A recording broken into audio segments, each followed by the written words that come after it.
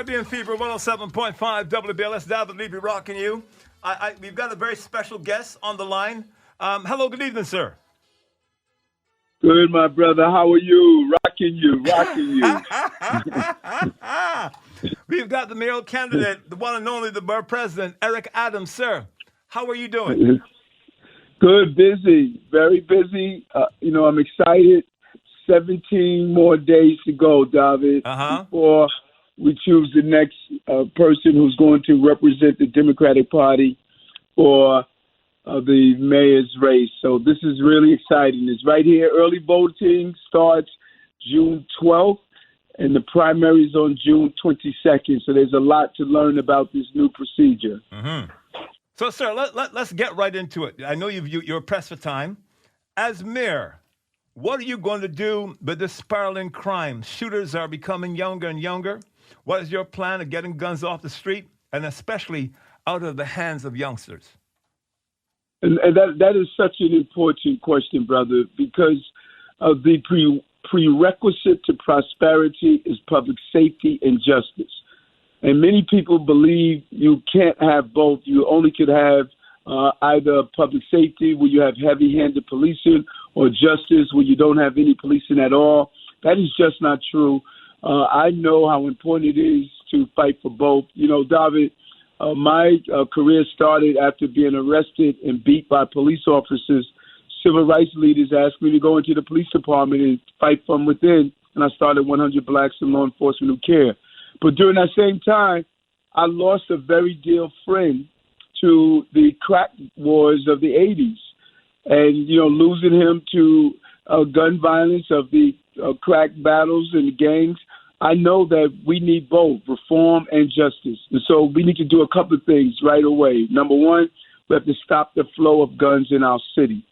If we don't do that, we're going to just continually be a dog chasing its tail. And so I'm going to put some real initiatives in place to stop guns from coming in our city by having a city, state, and federal task force that will identify at the source where these guns are coming from.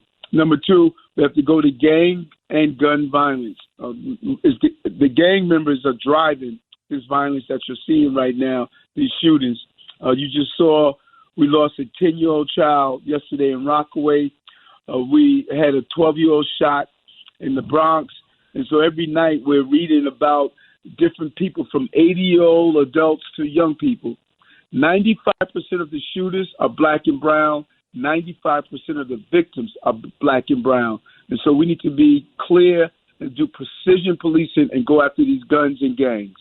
Okay, there still seems to be plenty of confusion with COVID-19. Are we on target? Are we back too soon? As borough president, what would you have learned from COVID-19 that you can bring to your mayorship? Well, one thing for sure, my response to COVID-19 is different from anyone else that is running for mayor. When they fled, I led. I was on the ground every day. I moved into Borough Hall, threw a mattress on the floor, got up every morning, 6 a.m., to respond to my hospitals, to my pantries, to my NYC housing, to everyday New Yorkers, delivering food, delivering PPEs, and really, understanding that I wanted to not go back home every day and expose my family. So I said I'm going to just stay in Borough Hall and do what I did during 9/11. And so we learned a lot. Number one, we learned how unfair this city was for black, brown, and immigrant people. We divided the city into the essential workers and non-essential workers. We had non-essential workers. They were able to stay home and work from home. The essential workers had to go in the field and do the job of keeping our city open. They were predominantly black, brown, and immigrants. And we learned that we cannot ever do that again. Everything from testing, supplies, and even the vaccination process, where we did not have an equitable distribution of the vaccines here in this city. That can never happen again. Minority businesses now are suffering the most. There's plenty of stimulus money out there, but the mom and pop stores are not getting their fair share of the money. It could be because of credit scores, business structure, bad records, not being computer literate, not getting the information from the city. As mayor, what are you going to do different than your predecessor to make sure that everyone is treated fair? And Dahved, you're right. That complete list is why many people did not receive what was called the PPP dollars that came from the federal government.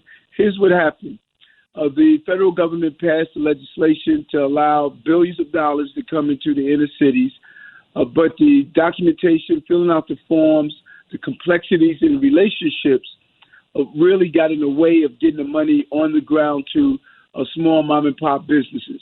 By the time we received the information on these small businesses, it was too late. The money was already given out to large corporations who have had pre-existing relationships with these large banks. So what I'm going to do is several things. Number one, we're going to allow our Chamber of Commerce to do the backroom work for our small businesses.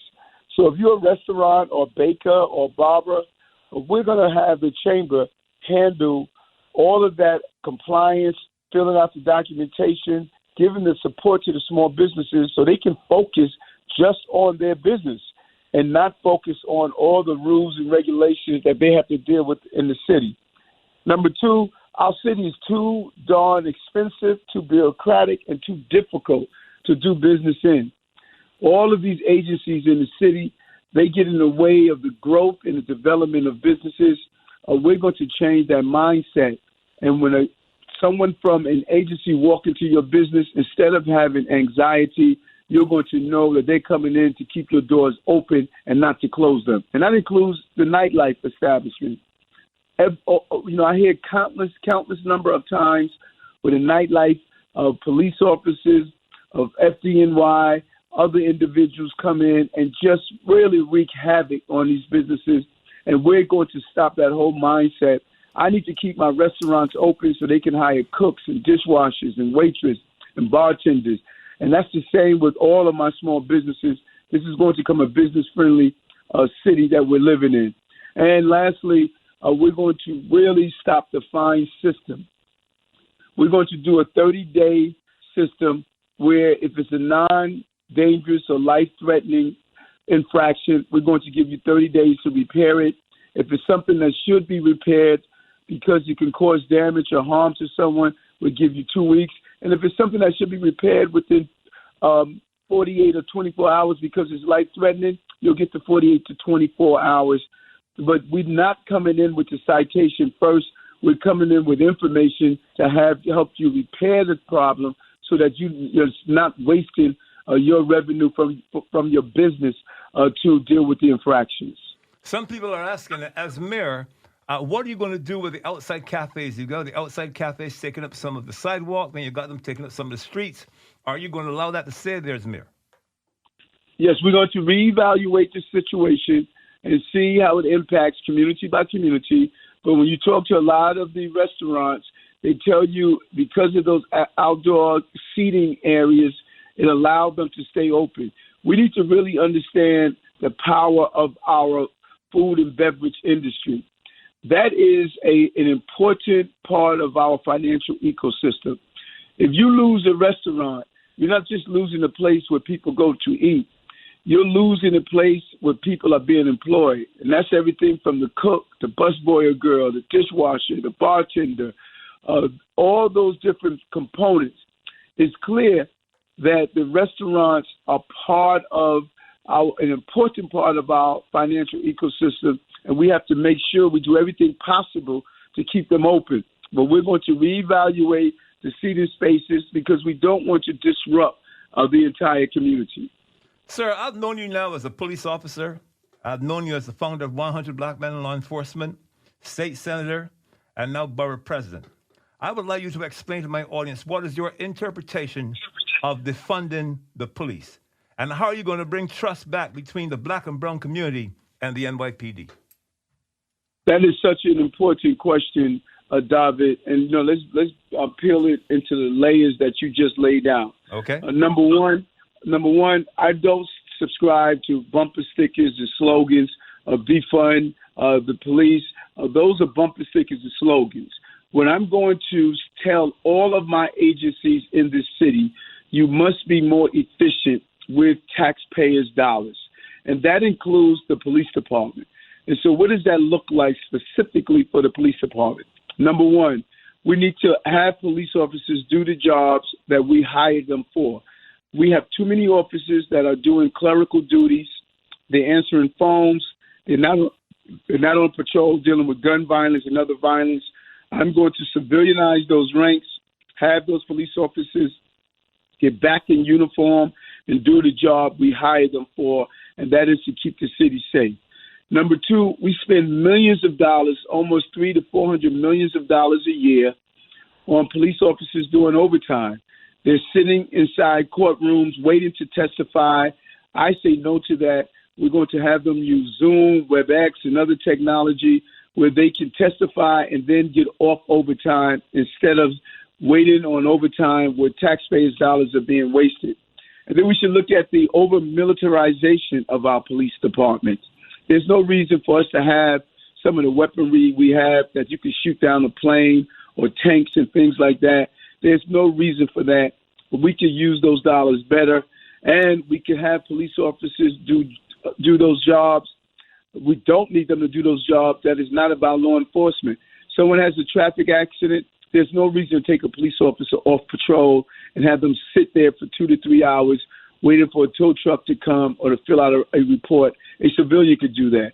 So I'm going to make the department more efficient. But I'm also going to send a message to those officers that are abusive. We're not going to allow you to stay in the police department if you are charged with a serious infraction like the Pandaleo killing of Eric Gardner. You are not going to stay in the police department for 4 years. We're going to do an expeditious trial between 60 to 90 days, and we're going to have you removed from the department if you're found guilty. And we're going to hold those officers accountable who are on the scene and they witness a serious infraction and don't take affirmative steps to stop it. I'm going to set the right tone that we are not going to become a safe haven for those officers who are abusive and not suitable to wear the uniform. But we're going to be safe also, Dahved, and that's important. Many people think black and brown communities and immigrant communities that we don't want to be safe, that we believe that violence is the norm, and we don't. I speak to people every day. So we could have the safety we need with the justice we deserve, and I'm going to bring that right balance based on my knowledge of the police department. Borough President, I'm very curious. How was it for you as a kid growing up in Southeast Queens? And what is it that triggered you into becoming a cop when being a cop was not the most popular thing to do? And especially now there are a lot of campaigns to recruit black because all the other minorities are up. Yes. Dahved, I did not want to be a police officer. After I was arrested and beat by police officers, I was very angry. I was suffering that I learned later for PTSD. Every time I saw a police car, I would relive the beating. Every time I heard a siren, every time I saw a movie or show, I would relive the beating that I experienced. But after a man named Arthur Miller was killed by a chokehold on Nostrand Avenue in Brooklyn, sometime later, Reverend Herbert Daughtry and other leaders from the Black United Front, they took 13 of us and told us they wanted us to go into the police department and fight from within. We did just that.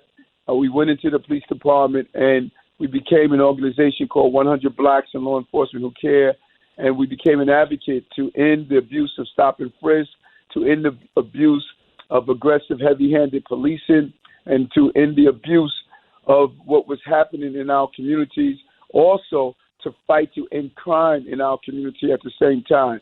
We always believed that we needed to deal with crime and justice. They go together. Right now we're talking, if you just joined us, we're speaking to the Borough President, Eric Adams. And, sir, are you aware there are people saying that your stance on policing is the same as the current mayor?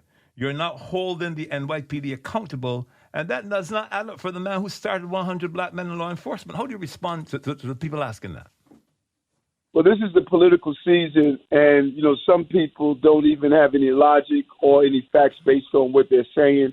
I am known in this city because of my advocacy to end the abuse of stop and frisk, and because of my advocacy to end the abuse of those officers who have been really abusive and almost to the criminal point. That is how I'm known.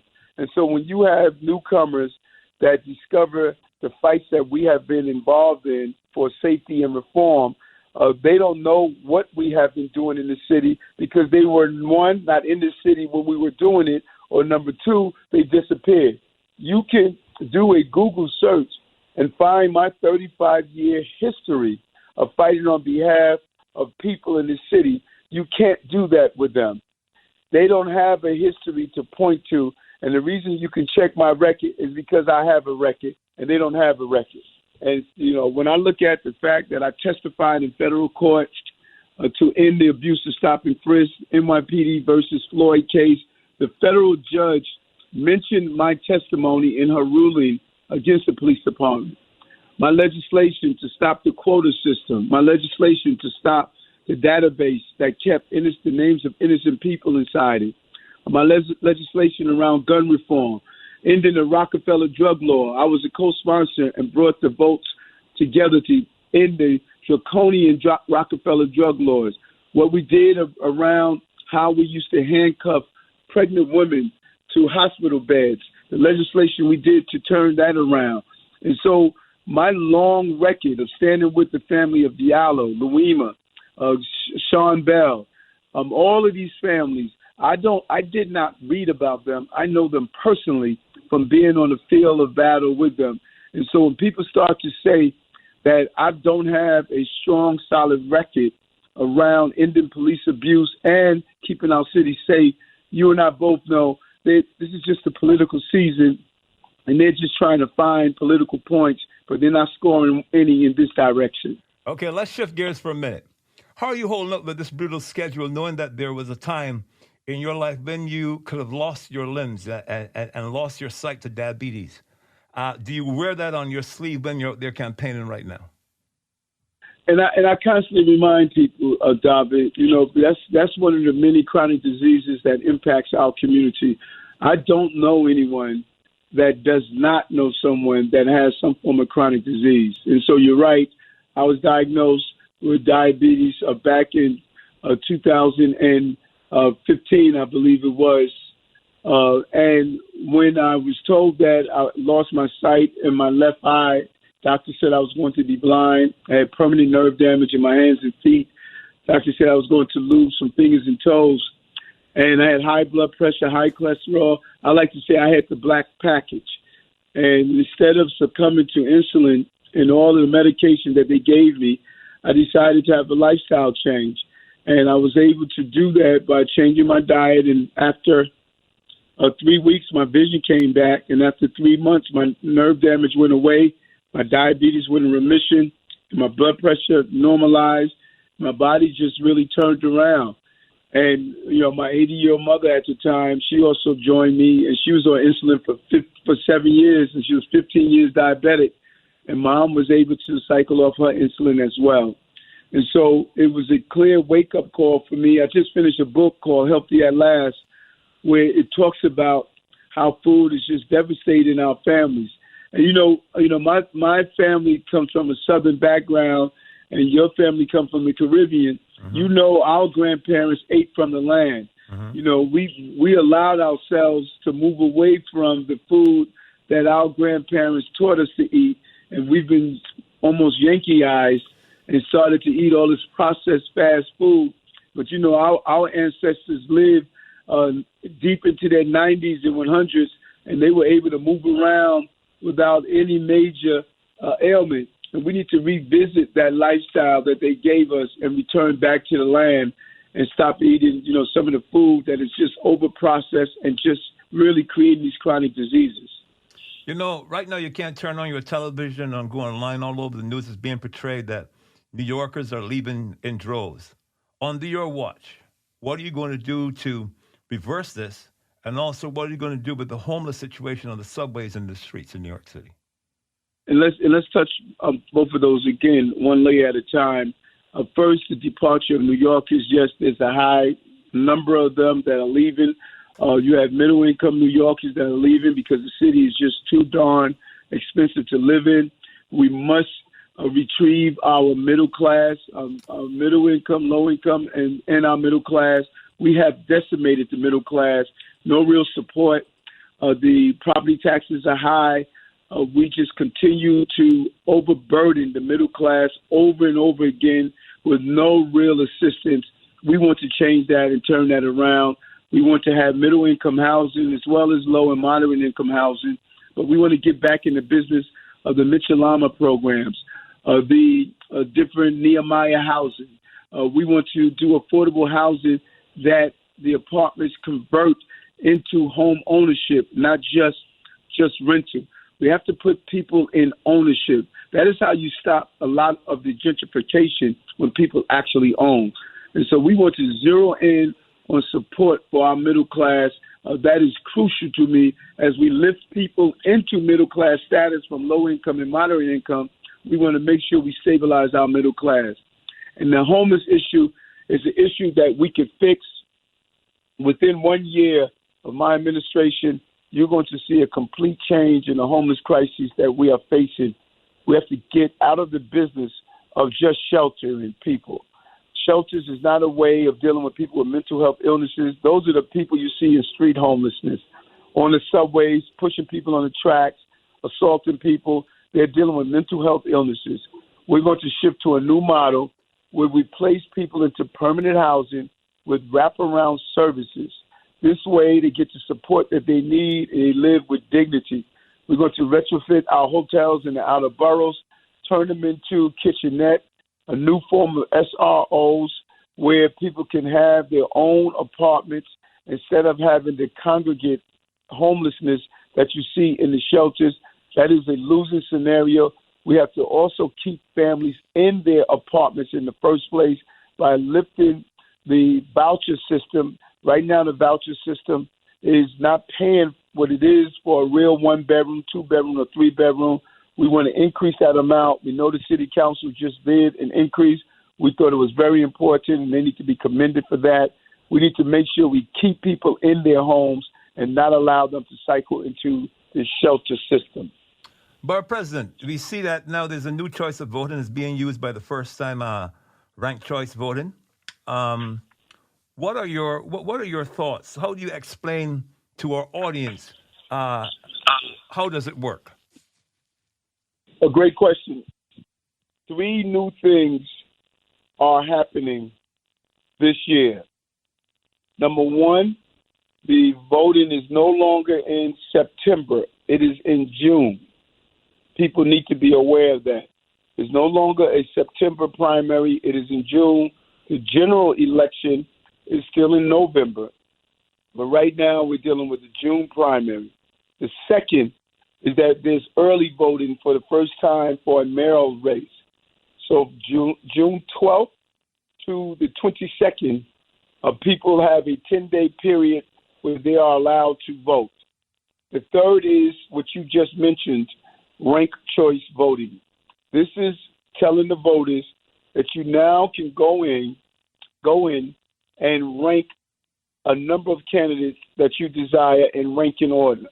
So if you like Sue, Harry, and Bill, you can say, I like Harry, number 1, I like Sue, number 2, and Bill, number 3. You don't have to rank more than one candidate. You could only vote for one candidate if you desire. We're asking people to rank me number 1 for their choice, and this way, when an individual gets over 51%, or when they get to 51%, they will get the votes that are needed. So they'll keep adding up the votes based on the lowest number of votes a person received. They'll take their number 2 votes and add it to everyone else until one candidate gets 51%. Sir, I know you got to go. I know you got to run, but I want to give you the last word after I ask you this question. We are seeing the reversal of voting rights now in several states. When you first saw what happened, how did you feel in your gut? It was a deja vu as we see the Republican Party all over the country attempt to remove the rights to vote. If anything, we should be expanding access to voting. And we need to dig in deep and not allow it to happen.